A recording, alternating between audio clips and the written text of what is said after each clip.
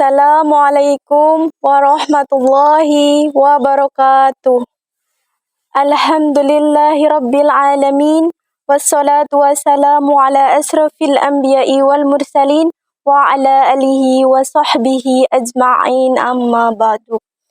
Puji syukur kehadirat Allah subhanahu wa ta'ala untuk semua rahmat, hidayah serta inayahnya bagi kita semua.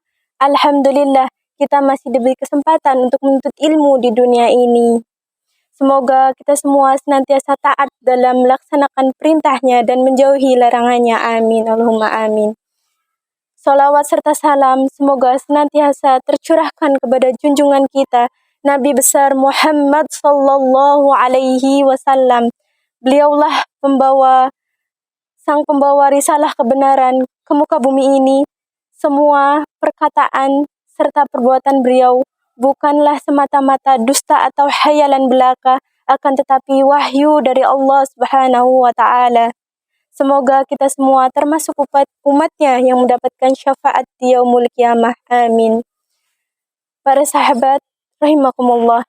Insyaallah pada kesempatan kali ini saya akan menyampaikan sedikit materi tentang keutamaan menuntut ilmu. Semoga apa yang nanti saya sampaikan bisa dicermati dengan baik dan semoga bermanfaat bagi kita semua. Amin. Ilmu merupakan salah satu aspek yang sangat penting dalam kehidupan manusia, terutama bagi para wanita. Ilmu akan sangat bermanfaat bagi para wanita, karena seorang wanita yang memiliki ilmu agama yang cukup, maka dia juga insya Allah bisa melalui berbagai tantangan hidup dengan pandangan yang baik. Kemudian, wanitalah yang kelak insya Allah akan menjadi seorang ibu, dan ibu merupakan madrasah terbaik bagi anak-anaknya. Oleh karena itu, ibu merupakan tulang punggung berdirinya suatu negara yang tangguh dan sejahtera. Oleh karena itu, kita sangat memerlukan ilmu. Sebagaimana firman Allah Subhanahu wa taala dalam Quran surat Az-Zumar, "Qul hal yastawil ladzina ya'maluna wal ladzina ya'malun." Katakanlah wahai Muhammad, apakah sama orang yang berilmu dengan orang yang tidak berilmu? Tentu saja kita tahu bahwasanya jawabannya mereka berbeda. Orang yang berilmu akan berbeda dengan orang yang berilmu, baik dari tingkah lakunya, ucapannya, demikian juga akidahnya, dan muamalahnya. Semua itu sesuai dengan taraf kedalaman ilmu mereka. Orang yang berilmu akan dibimbing oleh ilmunya dalam melakukan sesuatu. Ia akan berperilaku yang terbaik, bukan hanya yang baik. Kemudian, dalam menuntut ilmu, sesungguhnya tidak ada batas waktu usianya. Namun, masa muda merupakan masa emas dalam menuntut ilmu. Sebagaimana perkataan Al-Hasan Al-Basri, menuntut ilmu di waktu kecil seperti mengukir di sebuah batu.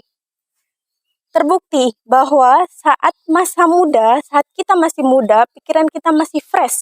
Oleh karena itu, akan lebih mudah dalam mencerna, dalam menelaah ilmu tersebut, ilmu yang kita dapatkan. Kemudian keutamaan ilmu yang lainnya telah berkata Imam Ibnul Qayyim rahimahullah, barang siapa yang menuntut ilmu untuk menegakkan agama Islam, ia termasuk asyidikin dan derajatnya ada di bawah kenabian. Masya Allah. Oleh karena itu, bersegeralah kita untuk menuntut ilmu. Jangan sampai kelak di akhirat kita menyesal karena menyia-nyiakan waktu yang Allah berikan kepada kita. Wallahu a'lam bishawab. Kemudian sebelum kita menuntut ilmu, hendaklah kita memiliki rasa pengagungan terhadap ilmu. Mengapa? Telah berkata Syekh Dr. Shalih bin Abdullah bin Ham al-Utsyaimi, banyaknya ilmu seseorang sesuai dengan pengagungannya terhadap ilmu itu sendiri. Barang siapa yang hatinya penuh dengan pengagungan terhadap ilmu, maka hati tersebut pantas untuk menjadi tempat bagi ilmu tersebut. Akan tetapi, yang hatinya kurang pengagungan terhadap ilmu, maka akan berkurang pula bagiannya. Beliau juga menyampaikan beberapa perkara sebagai bentuk pengagungan terhadap ilmu. Di antaranya yaitu 1, membersihkan tempat ilmu. Tempat ilmu berada di hati. Seperti yang beliau katakan, apabila hati kita bersih, hati kita penuh dengan pengagungan terhadap ilmu, insya Allah ilmu tersebut akan berkenan masuk ke dalam hati kita. Dan sebaliknya, apabila hati kita kurang pengagungan terhadap ilmu atau hati kita kotor, seperti banyaknya kotoran-kotoran hati, seperti penyakit syubhat dan syahwat merupakan salah satu perkara yang membuat ilmu tersebut tidak berkenan masuk. Kemudian yang kedua, sabar dalam menuntut ilmu dan menyampaikan ilmu. Telah berkata Yahya bin Ibni Kafirin, tidak didapatkan ilmu dengan cara yang berleha-leha. Ilmu, kita mempelajari ilmu dengan cara bertahap. Tidak bisa kita mempelajari ilmu dengan cara berleha-leha. Dan ilmu yang kita dapatkan itu hendaklah kita sampaikan kepada orang lain. Kita dakwahkan kepada orang supaya ilmu tersebut juga bermanfaat bagi orang lain. Karena sesungguhnya ilmu yang kita dapatkan akan sia-sia apabila tidak kita dakwahkan kepada orang lain.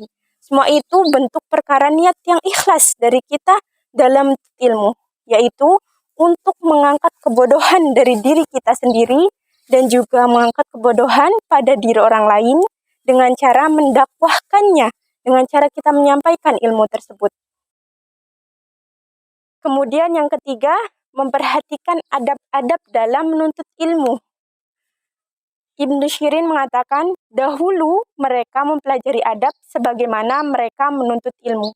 Orang-orang zaman dulu itu lebih mementingkan mempelajari adab sebelum mereka mempelajari ilmu. Karena dengan itulah mereka akan dimudahkan dalam menuntut ilmu.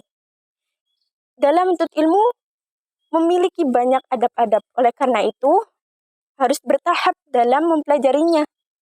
Kemudian yang keempat, menghormati ahli ilmi. Menghormati orang yang memiliki ilmu. Menghormati guru kita, menghormati kedua orang kita, kedua orang tua kita, menghormati teman-teman kita yang menyampaikan ilmunya kepada kita. Sebagaimana sabda Rasulullah SAW, bukan termasuk umatku yang tidak menghormati yang lebih tua dan menyayangi yang lebih muda. Oleh karena itu, hormatilah yang lebih tua dan sayangi yang lebih muda. Kemudian yang kelima, cinta yang sangat terhadap ilmu. Ada 3 perkara untuk mendapatkan kelezatan ilmu, yaitu bersungguh-sungguh dalam menuntut ilmu, mengeluarkan segenap tenaga kita dalam menuntut ilmu. Karena usaha yang kita keluarkan dengan sebaik-baiknya, insya Allah hasilnya pun akan baik. Kemudian, jujur dalam menuntut ilmu. Kejujuran sangatlah penting dalam menuntut ilmu. Kemudian, keikhlasan niat. Niat kita ikhlas dalam menuntut ilmu karena Allah Subhanahu wa Ta'ala.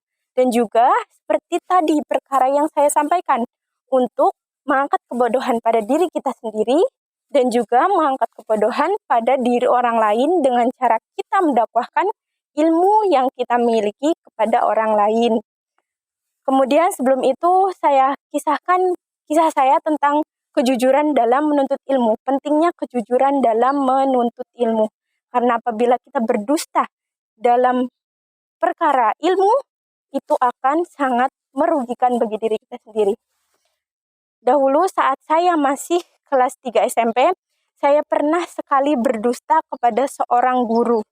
Hanya karena perkara saya telat mengerjakan tugas. Saya katakan pada beliau bahwasanya saya tidak bisa mengerjakan tugas karena saya tidak memiliki kuota. Akan tetapi yang sebenarnya terjadi adalah saya lalai dalam mengerjakan tugas tersebut.